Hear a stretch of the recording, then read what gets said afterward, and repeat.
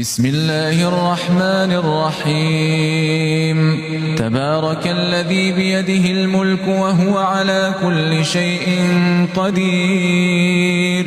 الذي خلق الموت والحياة ليبلوكم أيكم أحسن عملا وهو العزيز الغفور الذي خلق 7 سماوات طباقا ما ترى في خلق الرحمن من تفاوت فارجع البصر هل ترى من فطور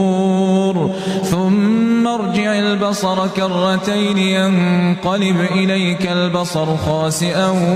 وهو حسير ولقد زينا السماء الدنيا بمصابيح وجعلناها رجوما للشياطين وأعتدنا لهم عذاب